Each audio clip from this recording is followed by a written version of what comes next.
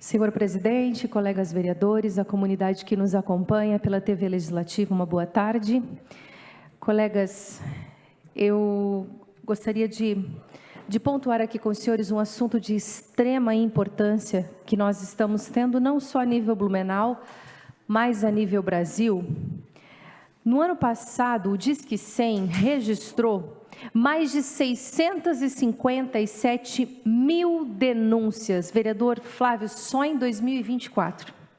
Isso corresponde a um crescimento de 22,6% entre todos os grupos afetados. Foi constatado que o grupo mais vulnerável destes grupos afetados é de criança e adolescente, sendo que somente contra esse grupo foi registrado 289,4 mil denúncias de violação de direito, de abuso. E, segundo a Sociedade Brasileira de Pediatria, no ano de 2023, uma média de 196 casos de violência física contra crianças e adolescentes foram notificadas nas unidades de saúde no Brasil, sendo que cerca de 80% das agressões aconteceram dentro das próprias casas. O lugar onde deveria ser um lugar de segurança e acolhimento, muitas vezes é onde a criança tem os seus direitos violados. E temos mais dados, senhores. 15 mil crianças e adolescentes com idade entre 0 e 19 anos foram mortos de forma violenta no Brasil nos últimos 3 anos. E no mesmo período, 165 mil meninos e meninas foram vítimas de violência sexual. Números que evidenciam um cenário preocupante que é a violência contra a criança e adolescente em todo o nosso país. E foram revelados pelo Fundo das Nações Unidas para a Infância e pelo Fórum Brasileiro de Segurança Pública. Números são alarmantes e a gente tem aqui uma sequência de muitos dados para passar para vossas excelências. E na nossa cidade, aí você diz, isso é em todo o Brasil. Agora vamos falar da nossa cidade, vamos falar de casa? Infelizmente o cenário também não é muito diferente. Em 2024, o Serviço de Atenção Integral às Vítimas de Violência atendeu 428 casos de violência sexual na nossa cidade, ou seja, a cada 20 horas, e isso foi para a mídia social, nós vimos alguns canais publicando isso, a cada 20 horas,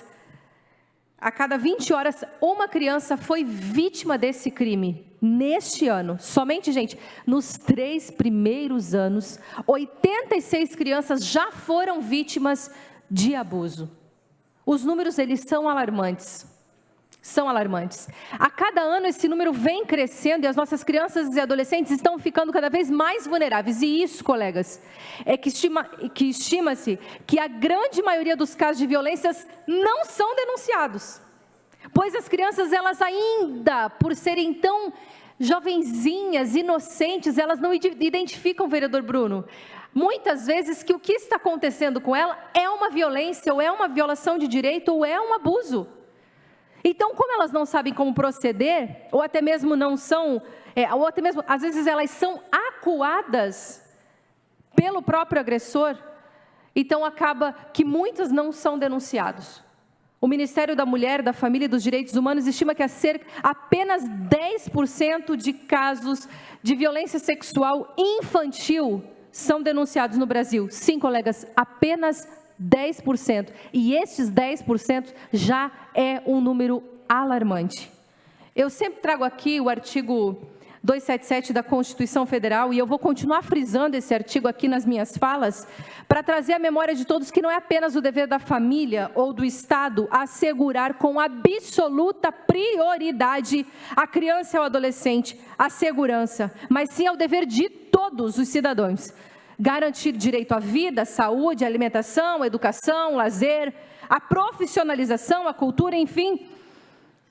Na verdade, a gente precisa entender que é direito e é dever de todos nos importarmos com a segurança das crianças. E diante desse cenário violento, onde as estatísticas aumentam cada vez mais e ao mesmo tempo não representa nem a ponta do iceberg, mostrando que as nossas crianças e adolescentes estão cada dia mais vulneráveis, senhores, é inviável que eu, como parlamentar, mãe, possa ficar de braços cruzados eu não somente como representante também, junto com os senhores nessa casa, vereador Diego, mas como mãe e cidadã, eu tenho o dever de me posicionar em defesa dessas crianças. E há muito tempo, nós temos trabalhado a questão da infância, a proteção da infância, de forma muito silenciosa.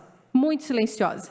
E em defesa daqueles que muitas vezes estão sendo violentados por aqueles que deviam protegê-los. E nós estamos, inclusive agora, essa semana que passou, atendendo uma família onde o pai biológico é o agressor, é o que violentou a filha. Aqui a gente está falando de casa.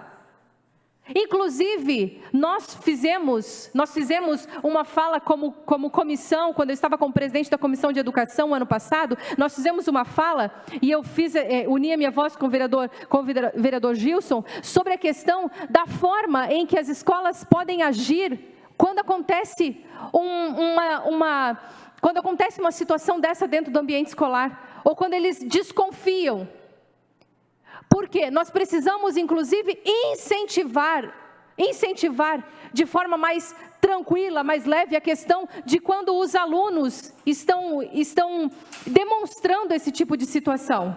Para ser prática, e eu já lhe concedo a parte, vereador Gilson, o formato que era antes, presidente, a escola precisava chamar a família para conversar. Que absurdo! O próprio coordenador da escola, ou o diretor, ou o professor, ele não precisa chamar a família, porque nós vimos aqui dados que eu acabei de relatar, que muitas vezes a agressão, a violência está dentro da própria casa. Então não é para o professor, não é para o diretor investigar ou chamar alguém para conversar. Não, ele precisa encaminhar a denúncia para que sim, ele possa realmente dar segurança para essa criança e também ele continuar sendo seguro. Incentivando esses profissionais a denunciarem. Eu concedo a parte, vereador Gilson. Ouço a parte, vereador Gilson Souza. Vereadora Silmara, parabéns por trazer esse assunto, e eu sou testemunha de como esse sistema de proteção, essa rede de proteção da criança e do adolescente, ela é frágil, vulnerável e muitas vezes ela é falha. Ela é muito falha. E esta casa não pode e não deve deixar passar isso despercebido. A gente precisa fazer algo para fazer enfrentamento, muitas vezes, a uma rede que é falha. E eu, como professor, posso afiançar, porque passei várias vezes por momentos em que eu precisei da rede de proteção para poder proteger os meus alunos e eu não tive o amparo, muitas vezes, necessário. Porque, às vezes, como eu te disse, a rede é falha. E esta casa tem a oportunidade, sim, de criar um mecanismo para ajudar esta rede que é falha, porque quando nós vamos resolver, quando nós vamos acolher esses pedidos que vêm até nós, até esta casa, a gente pode, como ente público, cobrar para que esta rede possa se tornar de fato, efetivamente, mais protetiva para as nossas crianças. Parabéns, vereadora.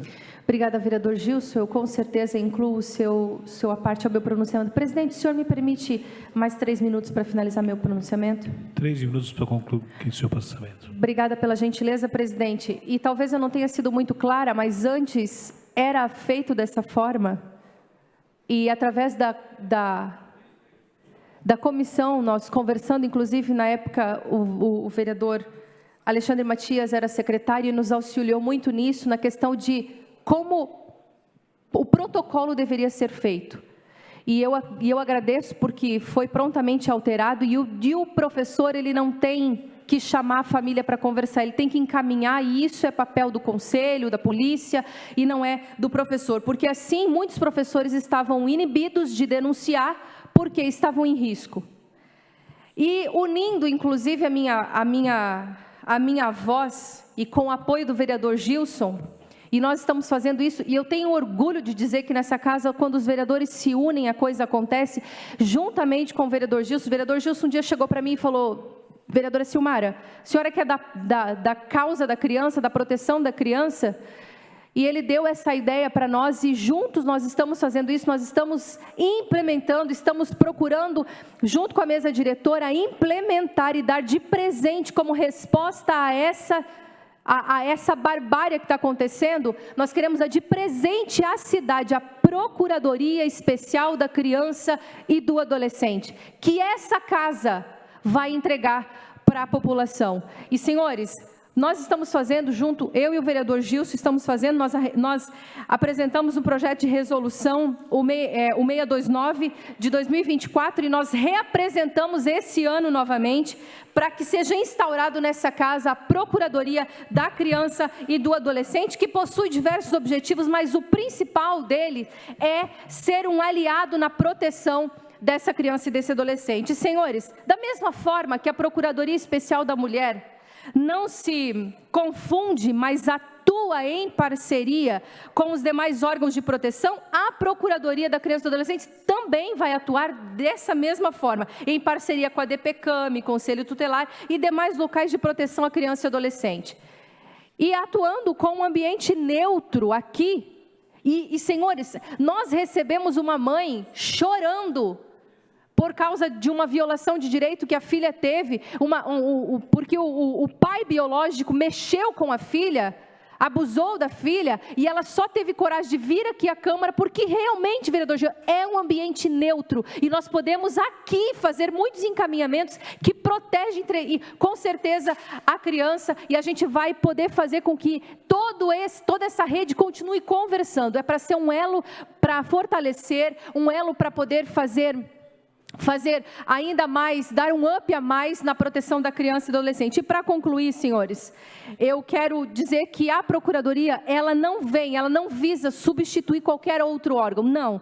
A função dela não se confunde com o Conselho Tutelar, não se confunde com Delegacia de Proteção. Nós estamos em conversa, inclusive, com o Judiciário, nós estamos em conversa com o Conselho Tutelar, nós estamos em conversa com várias frentes para que a gente possa, de fato, vereador Bruno, trabalhar de forma coesa e que seja realmente um órgão que iniba cada vez mais essa barbárie que acontece com as nossas crianças. Eu agradeço, presidente, e conto aí com o apoio dos colegas e também a sensibilidade da mesa diretora para que a gente possa conseguir levar adiante esse projeto.